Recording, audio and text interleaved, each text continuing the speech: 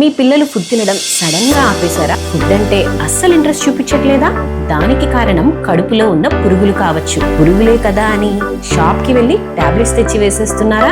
ఈ లక్షణాలు గమనిస్తే అస్సలు నిర్లక్ష్యం చేయకండి. కడుపులో పురుగులున్నప్పుడు ఎలాంటి లక్షణాలు కనిపిస్తాయి? ఆకలి కాకపోవడం, కడుపు నొప్పి వస్తూ ఉండడం, మోషన్ సరిగా పోకపోవడం, లూజ్ మోషన్స్ అవ్వడం, మోషన్ పోయే ఏరియాలో, పాస్ పోయే ఏరియాలో దురదగా ఉండటం, ఎర్రగా ర్యాష్ లాగా ఉండటం, పురుగులు బయటకు వస్తూ ఉండడం కూడా ఈ లక్షణాలను అయితే అస్సలు నిర్లక్ష్యం చేయకండి. అనుకుంటా ఉండొచ్చు, ఇలా చాలాసార్లు మేము వేసాము కానీ మా పాపకి మళ్ళీ పురుగులు వస్తూనే ఉన్నాయని. ఆ కారణమే చెప్తాను. This is doctor Grace, paediatrician and neonatologist. మీ పిల్లల కోసం ఇలాంటి సైంటిఫిక్ హెల్త్ ఇన్ఫర్మేషన్ కావాలనుకుంటే ఛానల్ని వెంటనే సబ్స్క్రైబ్ చేసుకోండి. మీరు కరెక్ట్ రీజన్ తెలుసుకోకుండా ఎన్నిసార్లు టాబ్లెట్స్ వేసినా సమస్య మళ్ళీ వస్తూనే ఉంటుంది. దానికి కారణం ఏంటి? మళ్ళీ రాకుండా ఉండాలంటే ఏం చేయాలో చూద్దాము. స్కిప్ చేయకుండా చివరి వరకు చూడండి. చిన్నదే కదా అని నిర్లక్ష్యం చేయకండి, జాగ్రత్తగా వినండి. టాబ్లెట్ ఏం వాడాలి, ఎంత వాడాలి? కడుపులో ఉండే పురుగులు చాలా రకాలుంటాయి. పెద్ద పురుగులు ఉంటాయి, పాముల్లాగా ఉంటాయి. మన పొట్టలోకి వెళ్ళడమే కాకుండా అక్కడి నుంచి అలర్జీ రియాక్షన్ వలన లంగ్స్లో ఇబ్బంది అయిపోవడం, బ్రెయిన్లోకి వెళ్ళిపోయి ఫిట్స్ రావడం, ఇలాంటి పెద్ద సమస్యలు కూడా వస్తాయి. కొన్ని చిన్నగా ఉంటాయి, కొన్ని బయటికి కనిపిస్తాయి, కొన్ని బయటికి కనిపించవు. సాధారణంగా మనం చూసేవేంటి? తెల్లగా చిన్న పురుగులు బయటకు వస్తూ ఉంటాయి. వాటిని మనము పిన్ వామ్స్ లేదా సీట్ వామ్స్ అంటాం. ఇంకొన్ని ఇంటెస్టైన్ లోపల ఉంటాయి, రక్తాన్ని పీల్ చేస్తూ ఉంటాయి. వీటిని హుక్ వామ్స్ అంటాం. మీరు తెలుసుకోవాల్సింది ఏంటంటే మీ వామ్స్కి మీరు కరెక్ట్ ట్రీట్మెంట్ తీసుకుంటున్నారా లేదా అని. చాలా శాతం వరకు ఈ హుక్ వామ్స్, సీట్ వామ్స్కి మనము సాధారణంగా తీసుకునే మెడిసిన్తోనే సరిపోతుంది. ఆ మెడిసినే ఆల్బెండజోల్ మెడిసిన్ అనేది వయసును బట్టి వేసుకోవాలి. 2 సంవత్సరాల కంటే లోపలున్న పిల్లలు 5 ml లేదా 200 mg వేసుకుంటే సరిపోతుంది. మామూలుగా మనకి ఆల్బెండజోల్ సిరప్ అనేది 10 ml బాటిల్ దొరుకుతూ ఉంటుంది. సో దాంట్లో లెస్ దాన్ 2 years వరకు మీరు 5 ml మాత్రమే, 2 years కంటే ఎక్కువ వయసు ఉన్న వాళ్ళకి 10 ml వేసేయాలి. లేదా ట్యాబ్లెట్ కూడా నమలడానికి వీలుగా తీయగానే ఉంటుంది కాబట్టి 400 mg ట్యాబ్లెట్ వేయాలి. 2 సంవత్సరాల వయసు పైబడిన తర్వాత పెద్దవారికి కూడా సేమ్ డోస్. పెద్దవారి డోస్ గురించి పిల్లల వీడియోలో ఎందుకు చెప్తున్నానో లాస్ట్లో చెప్తాను. మిస్ కాకుండా చూడండి. మళ్ళీ ఎందుకు వస్తున్నాయంటే దీనికి మనం తీసుకోవాల్సినవి ఏంటంటే ప్రికాషన్స్ అండ్ ఆల్సో మందులు వాడే విధానం. ఒక విషయం గుర్తుపెట్టుకోండి, ప్రికాషన్స్తో పాటు ట్రీట్మెంట్ తీసుకునే విధానం చాలా ఇంపార్టెంట్. మెయిన్ ప్రికాషన్స్ ఏంటంటే ఇవి మళ్ళీ రావడానికి గల కారణం వాటి గుడ్లు అండ్ ఆల్సో రీఇన్ఫెక్షన్. సో ఈ గుడ్లు రీఇన్ఫెక్షన్ రాకుండా ఉండాలంటే మనం తీసుకోవాల్సినవే ప్రికాషన్స్. అవేంటంటే మొట్టమొదటిది, మన చేతులు చాలా శుభ్రంగా ఉండాలి. Proper hand hygiene. ఈ ప్రాపర్ హ్యాండ్ హైజీన్ ఎవరెవరికి అవసరం? బిడ్డకొక్కటే అవసరమా అంటే కాదు. ఇంట్లో ఫుడ్ వండుతున్న వాళ్ళకి, బేబీకి ఫుడ్ పెట్టే వాళ్ళకి, బేబీతో ఆడుకునే వాళ్ళకి, బేబీకి దగ్గరున్న ప్రతి ఒక్కరి హ్యాండ్ హైజీన్ చాలా ఇంపార్టెంట్. ఎందుకంటే దీన్ని ఫీకో ఓరల్ ట్రాన్స్మిషన్ అంటాం.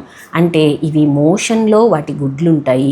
మనం మోషన్ పోయే ఏరియా నుంచి ఇవి బయటకు వస్తాయి కాబట్టి ఆ ఏరియాలో గుడ్లు ఉంటాయి. సో అక్కడి నుంచి మన చేతులకు కానీ ఫుడ్ కానీ కంటామినేట్ అయ్యి కడుపులోకి వెళ్ళిపోతాయి. ఆ చేతులు శుభ్రంగా ఎవరివి లేకపోయినా కూడా అవి బేబీ నోట్లోకి అలాగో ఇలాగో చేరిపోయే అవకాశం ఉంటుంది. కాబట్టి hand hygiene very important. Next most important ఏంటంటే నైట్ టైంలోనే ఎక్కువగా బయటకు వస్తూ ఉంటాయి. సో నైట్ పిల్లలు వేసుకున్న అండర్ గార్మెంట్స్ని ప్రాపర్గా వాష్ చేసి మంచి ఎండకు ఎండబెట్టాలి. కూరగాయలు, దుంపలు ఇలాంటివి వాడుతున్నప్పుడు అవి అండర్ గ్రౌండ్లో ఉంటాయి. వాటికి వాడే వాటర్ కంటామినేటెడ్ అయి ఉండొచ్చు. సో అవి వాష్ చేసుకునేటప్పుడు పద్ధతి ప్రాపర్గా ఉండాలి. అందరి గోర్లు ప్రాపర్ నెయిల్ ట్రిమ్మింగ్ ఉండాలి. ఎందుకంటే నెయిల్స్ కింద చాలా వరకు ఈ చెత్త పేరుకుపోతూ ఉంటుంది. అది మనం ఆడుతున్నప్పుడు చేతులు బై మిస్టేక్ నోట్లోకి వెళ్ళినప్పుడు మనం బొమ్మలు తాకుతూ ఉంటాం. ఆ బొమ్మల్ని మళ్ళీ నోట్లో పెట్టుకుంటూ ఉంటారు. ఈ కారణాల చేత కూడా ఆ గుడ్లు అనేవి బేబీ కడుపులోకి వెళ్ళిపోయి వామ్స్గా మారిపోయే అవకాశం ఉంటుంది. ట్రీట్మెంట్ తీసుకునే విధానం చాలా ఇంపార్టెంట్ అని చెప్పాను కదా. ఫస్ట్ది ఏంటంటే బేబీకి ఒక్కటే ట్రీట్మెంట్ ఇస్తే సరిపోదు. మనము బ్లాంకెట్ ట్రీట్మెంట్ అంటాం. బ్లాంకెట్ ట్రీట్మెంట్ అంటే ఏంటంటే ఆ బేబీ చుట్టుపక్కల బేబీకి సంబంధించిన ప్రతి ఒక్కరూ, ఇంట్లో వాళ్ళందరూ కూడా ఒకే రోజు ఒకేసారిగా ఈ ట్యాబ్లెట్స్ అనేవి ప్రాపర్ డోస్లో వేసుకోవాలి. ఎందుకంటే ఈ రీఇన్ఫెక్షన్కి కారణం ఏంటంటే ఒకరిని మనం ట్రీట్ చేసేస్తున్నా మన సరౌండింగ్స్లో మళ్ళీ అవే పురుగులు గుడ్లు ఉన్నాయనుకోండి, వాళ్ళ ద్వారా చైల్డ్కి కూడా వచ్చేస్తుంది. కాబట్టి ఇంట్లో అందరూ కలిసి తీసుకోవాలి. అడల్ట్స్కి కూడా సేమ్ డోస్ 400 mg. ఈ టాబ్లెట్ తీసుకునే విధానంలో ఇంకొక తప్పేంటో తెలుసా? ఇది తెలియకపోవడం వల్లనే ఈ రీఇన్ఫెక్షన్కి కానీ మళ్ళీ పురుగులు రావడానికి కానీ కారణమవుతా ఉంది. మనం టాబ్లెట్స్ తీసుకున్నప్పుడు పురుగులు అయితే చనిపోతాయి, కానీ ఆ ఎగ్స్ అనేవి మళ్ళీ వారానికో 2 వారాలకో పురుగుల ఫామ్లోకి మారిపోతాయి. మళ్ళీ అవి అట్లానే పెరిగిపోతూ ఉంటాయి. కాబట్టి తరువాత పెరిగిన గుడ్లని కూడా మనము అరికట్టడానికి 2వ డోస్ వేసుకోవాలి. ఇదైతే సాధారణంగా 2 వారాల తర్వాత ఆల్బెండజోల్ అనేది మనం మాట్లాడుకున్న డోసెస్లో వేసుకోవాలి. సో మీరు ఒక్కసారే వేసుకున్నా, తక్కువ గ్యాప్లో వేసుకున్నా, మరీ ఎక్కువ గ్యాప్లో వేసుకున్నా కూడా ఉపయోగం ఉండదు. కాబట్టి ప్రాపర్గా 2 వీక్స్ గ్యాప్లో ఈ మెడిసిన్స్ వేసుకోవచ్చు. ఇది పబ్లిక్ హెల్త్ ప్రాబ్లం. గవర్నమెంట్ వారే అందరికీ అర్థమయ్యేలాగా ఈ వామ్ ఇన్ఫెస్టేషన్ గురించి, డీవామింగ్ గురించి వీడియోస్ కూడా పబ్లిష్ చేశారు. కాబట్టి డోసెస్ అయితే చెప్తున్నాను. ప్రతి సంవత్సరం ఫిబ్రవరి అండ్ ఆగస్ట్లో నేషనల్ డీవామింగ్ డే అని జరుపుతారు. ఆ సమయంలో పిల్లలందరికీ స్కూల్లో వాళ్ళు ఈ ఆల్బెండజోల్ టాబ్లెట్స్ అనేవి ఇస్తూ ఉంటారు. మరి మీ పిల్లలు స్కూల్లో ఈ టాబ్లెట్ వేసుకున్నారా లేదా మీకు తెలిస్తే కామెంట్ చేయండి. మీకు డౌట్స్ ఉంటే కామెంట్స్లో అడగండి. వీడియో నచ్చినట్లయితే లైక్ చేయండి, మరింత మందికి షేర్ చేయండి. దీనికోసం కొన్ని టెస్టులు కూడా అవసరం రావచ్చు. ఇప్పుడు పిన్వామ్స్, సీట్వామ్స్ లాంటివి అయితే టెస్టుల్లో పెద్దగా కనిపించవు, కానీ వేరే పెద్ద పాములను, రక్తం పీల్చేసే పాములు ఉన్నా కూడా టెస్టుల్లో కనిపిస్తాయి. వీటిని టెస్ట్ చేసి వాటిలో గుడ్లు ఉన్నాయా, ఏ ఫామ్స్లో ఉన్నాయి, ఏ రకమైన పురుగులు ఉన్నాయి అనేది తెలుస్తుంది. లేదా ఇంకేదైనా కారణాలు ఉన్నా కూడా తెలుస్తాయి. కొన్నిసార్లు అవసరమైతే బ్లడ్ టెస్ట్లు కూడా చేయించుకోవాల్సిన అవసరం వస్తుంది. అవసరమైనప్పుడు మీ డాక్టర్ సలహా మేరకు ఈ టెస్ట్ని కూడా మీరు చేయించుకోవాలి. ఇది అవేర్నెస్ కోసం చేస్తున్న వీడియోస్. కానీ మీకు స్పెసిఫిక్ ప్రాబ్లం ఉన్నప్పుడు కంపల్సరీ డాక్టర్ని కన్సల్ట్ అయ్యే ఈ మెడిసిన్స్ వేసుకోవాలి. ఎందుకంటే కేవలం ఈ ఒక్క మందు వలనే అన్ని పురుగులకు ట్రీట్మెంట్ జరిగిపోదు.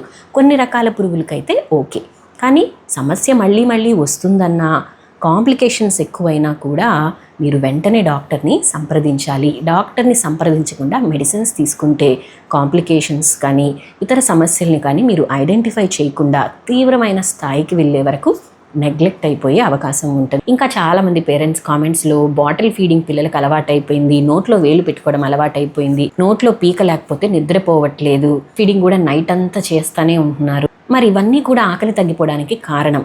ఇవన్నీ మాన్పించాలంటే ఏం చేయాలో నెక్స్ట్ వీడియోలో మాట్లాడుకుందాం. మీరైతే సబ్స్క్రైబ్ చేసుకొని రెడీగా ఉండండి. బేబీ ఫుడ్ తినకపోవడానికి ఎన్నెన్ని కారణాలు ఉన్నాయి, ఆ హ్యాబిట్స్ని ఎలా మార్చుకోవాలి, ఏం చేసే అలవాట్ల వల్ల పిల్లలు ఎలా ఫుడ్ తినకుండా అయిపోతారో ఇవన్నీ మనం ప్రీవియస్ 2 వీడియోస్లో మాట్లాడుకున్నాం. సో మీరు కూడా వెళ్ళి ఆ 2 వీడియోస్ని చూడండి. ఏదైనా డౌట్స్ ఉంటే కామెంట్స్లో అడగండి. మరొక మంచి వీడియోతో మళ్ళీ కలుద్దాం. అంతవరకు టేక్ కేర్.